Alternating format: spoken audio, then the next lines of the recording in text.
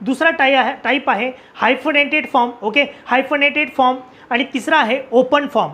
आता याची काही उदाहरणं आहे, ती उदाहरणं कशा पद्धतीने ओळखायची ते बघा.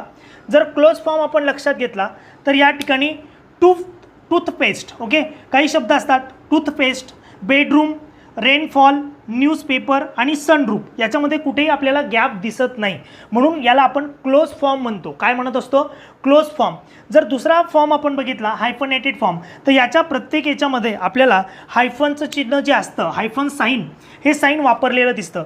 जसं mother in law, sister in law, runner up, check in, याच्यामध्ये हायफन जे साईन आहे ते साईन वापरलेलं आहे, म्हणून याला आपण हायफनेटेड फॉर्म, कंपाऊंड नाऊनचा कोणता फॉर्म म्हणतो?